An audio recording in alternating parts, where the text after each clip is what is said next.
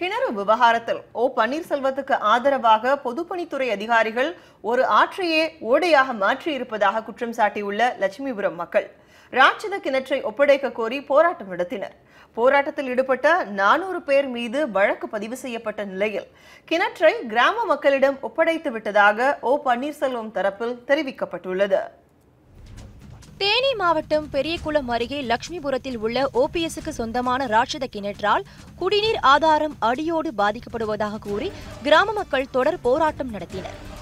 இது தொடர்பாக ஓபிஎஸ் தரப்பினர் நடத்திய பேச்சுவார்த்தையில் கிணற்று தண்ணீரை கிராம மக்கள் 3 மாதங்களுக்கு பயன்படுத்திக் கொள்வது என்றும் இல்லையெனில் கிணற்றை விலைக்கு விற்பது எனவும் பேசப்பட்டது.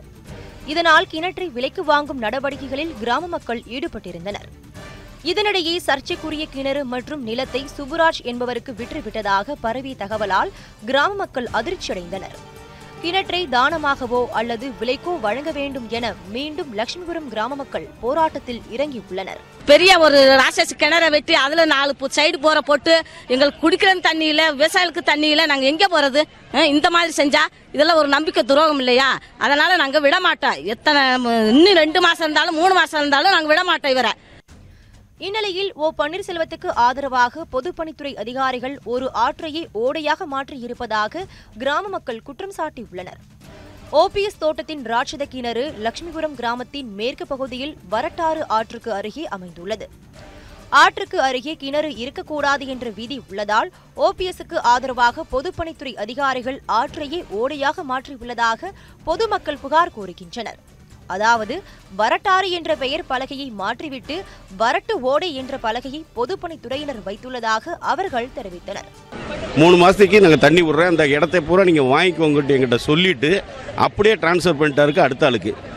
வரட்டாருங்கிறது தாத்தா காலத்தில் முன்னோரு காலத்துலேருந்து வரட்டாறு, அதை இன்னைக்கு ஓடையாக்கி விட்டாங்க பொதுப்பணித்துறை. ஏன்னா பொதுப்பணித்துறையில் இவர் அமைச்சராக இருந்திருக்காரு, இவருக்கு கீழே இருந்தவங்க லஞ்சம் வாங்கினவங்க எல்லாமே வந்து அதை வச்சு இவருக்காக அதை ஓடையாக்கி விட்டாங்க. இது எந்த விதத்தில் நியாயம்? வரட்டாறு மூலம் 13 கண்மாய்கள் நிரம்பி அதன் மூலம் 74 ஏக்கர் நிலத்தில் இருபோக சாகுபடி செய்யப்பட்டு வந்தன.